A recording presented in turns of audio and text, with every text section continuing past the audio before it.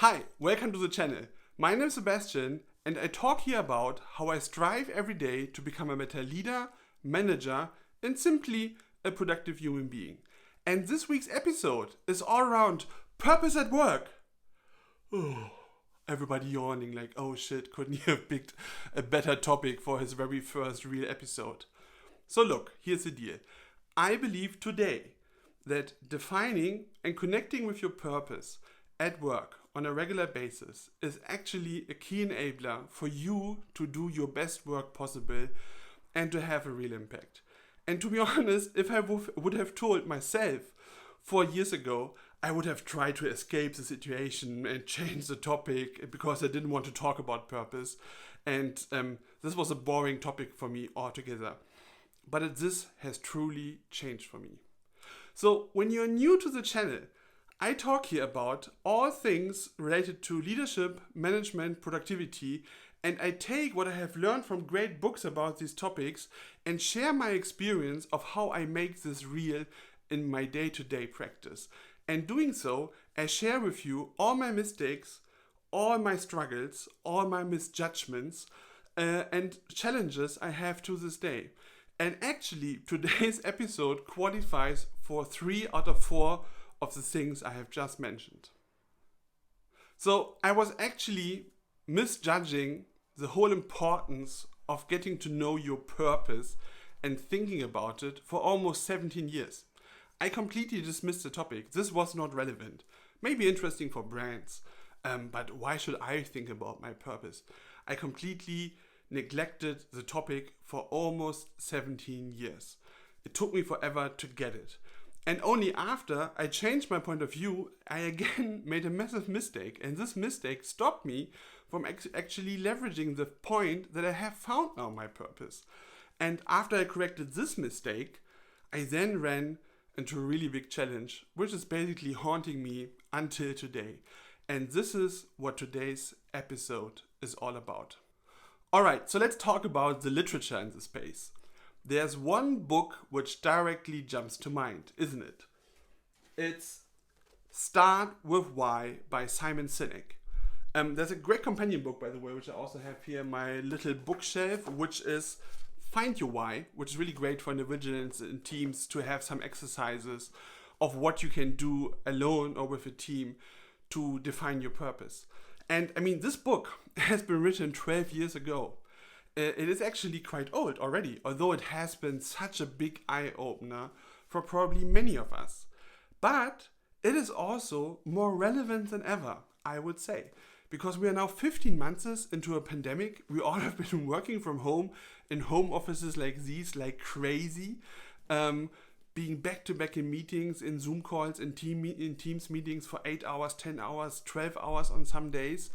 And this has really led many people in my personal circle, friends and family, and obviously at my work, lead to the point to reconsider, why the hell am I really doing this, right? Is this really what I want to do? Is this really fulfilling me? Is this sparking joy every morning when I stand up that I do this job? And I think Simon Sinek is really doing 2 things really great in the books. The first thing is, it is goddamn inspiring. It's really inspiring. Watch the TED Talk on YouTube or actually get the book. You find links to both books, by the way, directly down in the description if you haven't bought it over the last 12 years. So he's really great at inspiring people and getting down to the point of why you should start with why. He's really good at this. I don't try to repeat it. The second thing which is great about the book, he has to offer a really simple but yet very powerful concept of how you can think about it to implement it. And this is called the Golden Circle. And today I will show you my very own Golden Circle and how I try to work with the book and make this work after I realized that actually thinking about your purpose is a good idea. And this is now where we get started. I want to tell you a quite personal story around what had to happen in my life in order for me to reconsider thinking about my purpose and that this actually does matter. Alright, so let's talk about this key event. The key event was actually the funeral of my grandfather. Funerals are sad days, and they are also life-changing moments, I believe, because my grandfather was the first person I actually knew who was dying, who died in my family. And it's this scary moment where you suddenly realize life is coming to an end and you have no way to prevent it. Right? I can still remember how we walked from the chapel to the grave behind the coffin, and then how we stood around the graveyard. And suddenly I was thinking, if my grandfather is now looking down on us, and if he would be smiling, would he be happy? Does he think like, yeah, I did everything right, I had a good life? I was really wondering. And I never asked him, to be honest, beforehand when he was still alive, like how he thinks about his life and if it was fulfilling. And I switched the perspective and I suddenly realized, oh, at some point I will be in the situation. It will be me down there and it will be my family here standing around me. And I will have to ask myself if my life was fulfilling, if I did everything right, and I would be wondering if I would have any regrets. And the funny thing is, I could answer within a second what would need to happen in my life that I would have zero regrets. And it was mind-boggling that I directly knew the answer. And the answer was like, I would only have no regrets if I would have done everything I could to take care of my people and to take care that the people I love would have a meaningful life.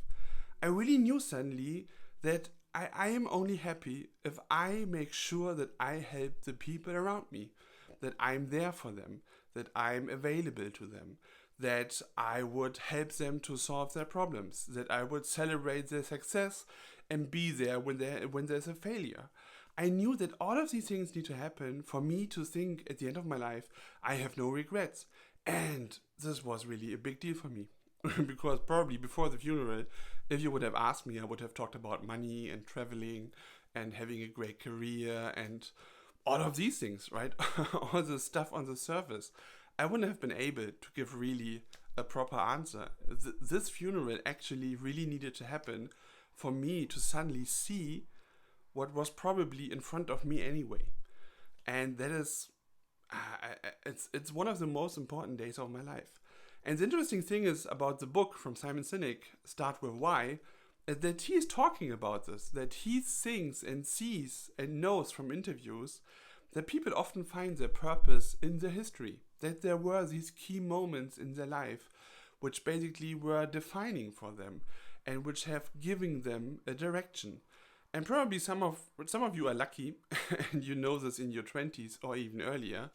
And some of us like me, we don't know it so quickly. I mean, I was at the end of my 30s when this funeral happened, and I actually realized what was important for me in life. So it turned out to be a super happy day. I suddenly knew my purpose, and this was awesome, right? I really felt much more grounded suddenly, and I knew in which direction it has to go in the next decades to come for me to have a happy life. But then, unfortunately, I made a really stupid mistake. And this is what we'll talk about next at my desk. Alright, so let's talk about the mistake I made. I had now finally found my purpose after the funeral, but I didn't connected it with my work life. Actually, I did the opposite. I made it compete with my work life. I was like, well, at work I can't do it. I'm obviously way too busy. I don't have time for my purpose. I would love to do it, right? I would love to help my children, my friends, my family to live a meaningful life. But I was so stupid. I mean, how stupid can you be that I directly thought like, but it's not possible. It really was a massive crisis for me. I really was like, I regret the decision I made around the industry I'm working in. What has helping brands to sell their products and services to do now with my purpose? I was really considering to quit my job. I was like, what am I doing here? Is it the complete wrong decision I made many years ago to work like this? And this was a massive mistake. And I can't imagine now anymore why this directly jumped to my mind. And the one person who helped me out of this was my coach. I talked to my coach about it, like, hey, good news, I found my purpose. And then I started complaining around how I regret my work decisions and that it's so sad that I can't do it at work. And he was really smart. He was really smart in helping me to see that this is not true at all. So he asked me questions around how I would follow my purpose with, for example, my children, if I would have the time. And I was giving him examples. I thought like, good question. I would take more time to listen to them, right? I need to be a more attentive listener. Sometimes I'm with my thoughts at work and my kids are talking and I'm not listening. And therefore I don't understand sometimes what is really up on their mind. And I have to be a better listener in order to help them. And he was like, okay, what else? And then I thought, I would try to be a better coach to them, right? I said like, I regret that I'm not the father sometimes I want to be, who is not just listening, but then also helping his kids to see what they should be doing, right? To helping them to raise awareness for the situation they're, for example, in. And I said, I often don't have the time. I'm just telling my kids what to do. Or maybe if I'm even in a bad place, maybe I'm just rejecting them or whatever it is, right? And he was like, okay, and what else? And I was like, maybe I can be a better role model, right? Sometimes I know I get into situations where there's an opportunity now to be a really good role model and to show them how to deal with a certain situation, but maybe I'm taking a not so good shortcut and then I'm not helping them. And he was like, this is all great, Sebastian. It would be great if you can do this with your family. But please tell me now why you can't do this at work. You said listening, you said coaching, you said being a better role model.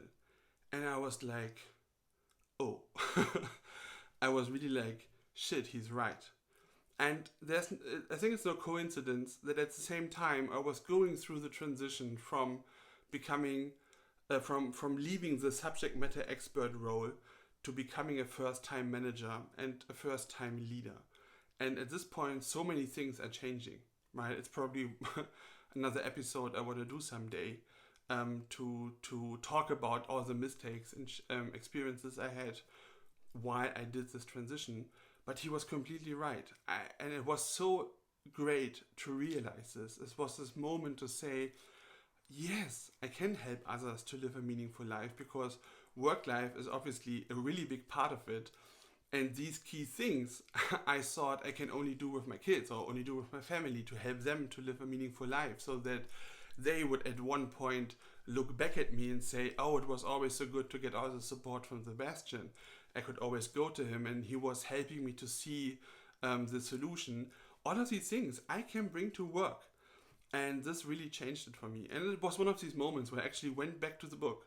And I went back to the book and I did now the golden circle exercise. And this is the last thing I want to show you on this topic directly here on the computer. So I fired up Miro really quickly, which is a great tool which probably most of you know for whiteboarding. And I love to do these things on Miro. So I really just took the idea from the book. I draw 3 concentric circles around each other, and I have been putting in the middle my purpose: help others to live a meaningful life. And what I added to the golden circle concept, I just draw a red dotted line in the middle to separate the circle into private life and work life. And in the next circle in the middle, in the orange color, I put down post-it notes, just an example. In reality, there are more than this. I just wanted to keep it simple. I put down orange post-it notes, which are describing key principles where I believe if I put these in place, I make progress on living by my purpose.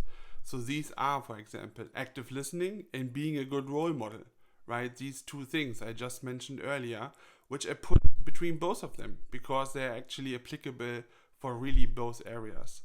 Then I added something like develop a coaching leadership style. support in the organization that we have more self-organized teams, because I believe that self-organized teams help people to live a meaningful life because they are not controlled by a manager who probably doesn't know what they should be doing, and it's giving them more power to do what they want to do and believe is right. And this will make their life actually more fulfilled.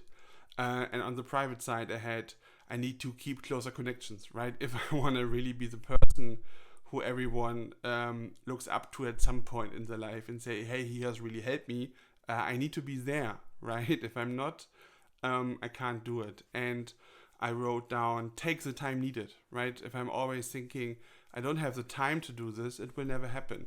So these are ideas for you of how you can define your how. Just don't get down to the very detailed action. Just describe the overarching principles of how you could behave privately and behave at work in order to implement your purpose. And then on the outer ring, you can see I basically put down concrete actions. So I need to get a coach who helps me to develop a coaching leadership style. I need to buy a book about the topic. I need to start in our company agile training, because if I don't educate everyone of how agile ways of working work, we will never get self-organized teams. I need to create more transparency at work, right? If not everybody has the right level of information available to them, they can't self-organize. I need to embody discipline myself, right? If I want to be a good role model at work, and it comes down to be disciplined, to stick to certain principles, if I'm not the one doing it, no one is doing it. And the same can be applied in private life, right? For example, I had this idea like I need to show my children especially better how they should resolve confrontations and conflicts. And that is one other example. I need to visit my family more often, call my siblings more often. I need to stop taking phone calls from work when I'm with the kids. I need to stop multitasking to be a better listener. All of these things can be basically mapped out. And I really believe that this is a great way to think about how you can implement your process, your purpose. And this is so great because suddenly everything you do in private and at work life has somehow a connection to the middle, and it is not decoupled anymore, and you make quite deliberate decisions suddenly around what you do to follow your purpose. And that's basically it. That's all the magic. I think it's quite easy to implement. It's just a matter of simply doing it. So this was a mistake, right? It was a big one. It can be fixed. And let's go now over to the challenge. All right, last but not least, let's get to the challenge, which is haunting me to this day. And you might be laughing now, because the challenge is I seem to forget my purpose, right? And so, forgetting is probably the wrong word, but I'm losing awareness of my purpose. It's fading into the background. The day-to-day craziness is too often taking over, and I lose connection with it. And that is really difficult. And I came to believe that I will never reach the point that I'm not losing awareness, but that I have to make sure to constantly reconnect with my purpose. Because there are these moments of enlightening, and you do your golden circle and you are like, yeah, I got it figured out, right? And you make these plans of how you change your behavior and you will change the world and everything will be all right, right?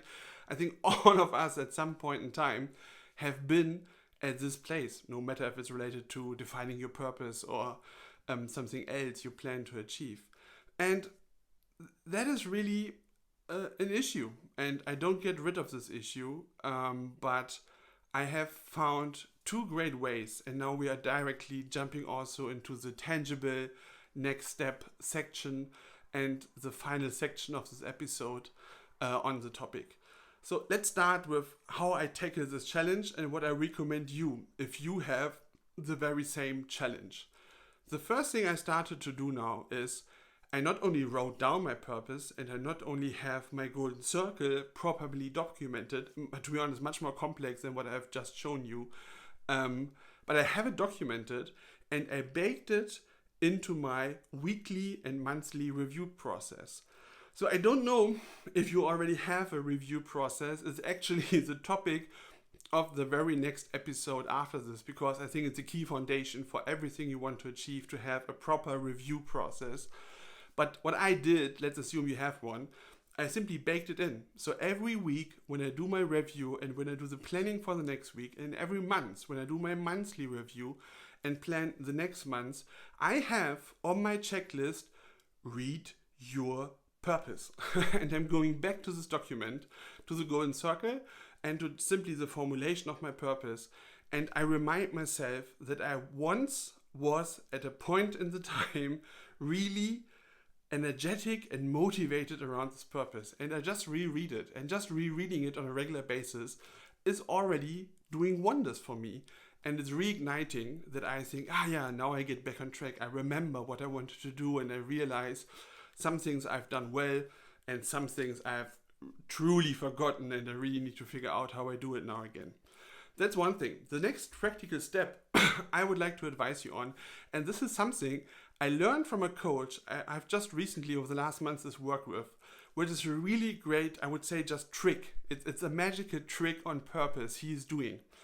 He is starting every single meeting with the team he's coaching right now, where I am a part of, with the question, can you please all take pen and paper and write down your purpose for today's session?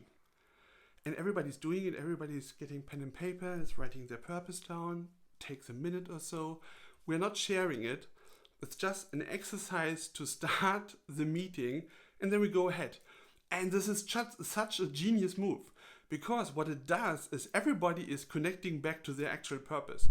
All of these people know their purpose by now because it has been part of the coaching before.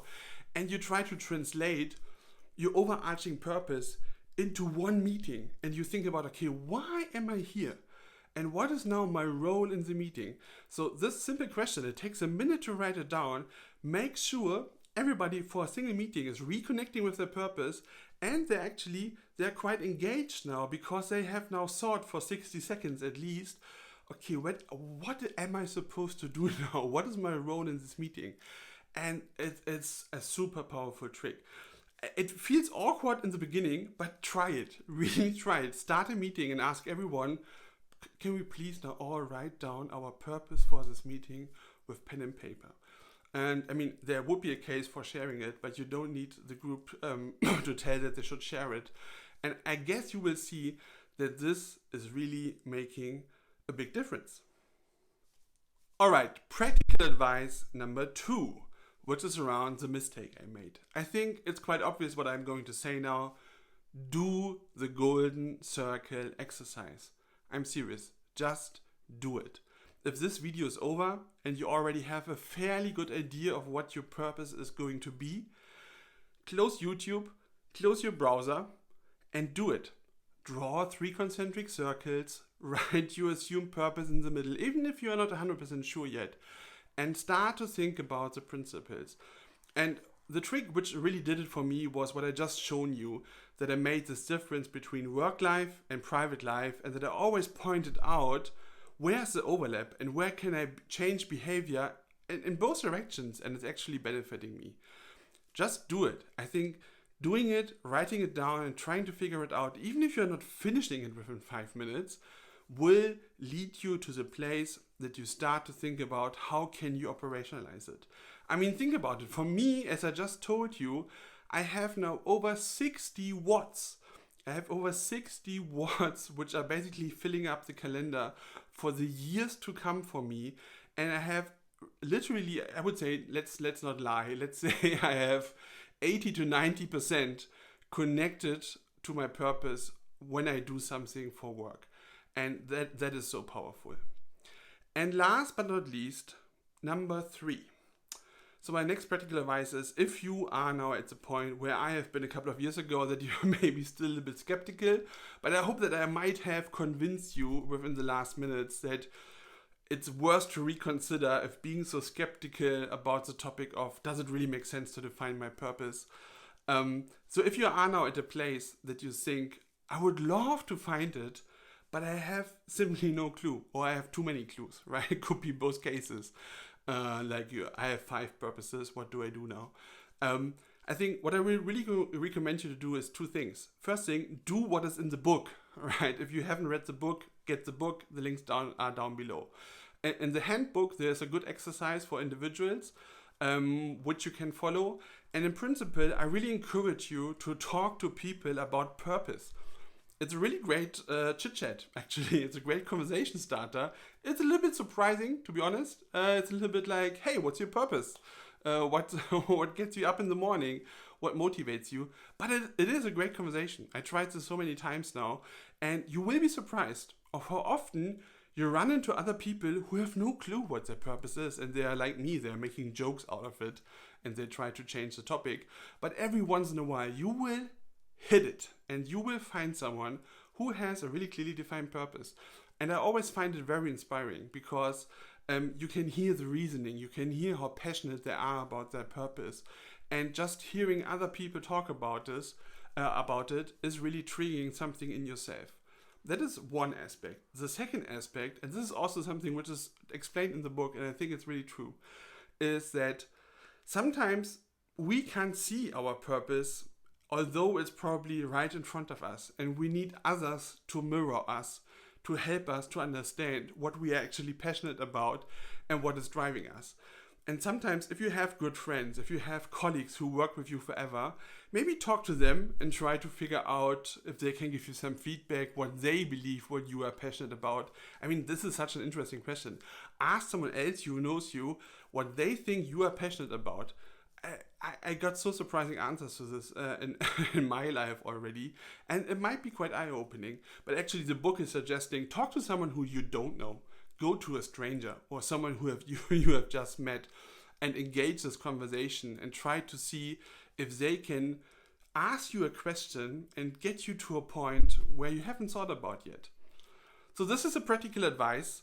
That's all I can say. I hope this episode was helpful, and I hope you believe me now what I said in the very beginning, that finding, defining, and connecting with your purpose is really powerful, and you will see it throughout my channel that I go back to the purpose thing over and over and over again, because it is such a powerful North Star to do everything else, to set your objectives, to decide in the morning of what are the 3 to-dos I really take care of today.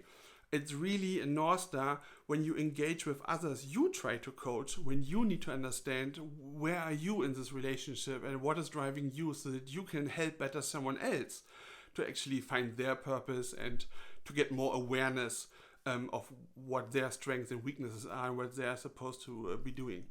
This is such a great filter. It's a filter to the day-to-day struggle. It's a filter to everything which is surrounding you that you can see clearer again in the fog. So I hope you enjoyed it. Make sure that you have subscribed to the channel to not miss the next episode about reviews. I think it's quite interesting and powerful again. Hit the bell icon so that you don't miss a notification. Please leave a thumbs up if you liked the episode, and please comment. I would be so curious if someone is willing to share their purpose or to share their very own struggles and how have they overcome it. I'm really curious to hear from you. So thank you very much. I hope I see you in the next one.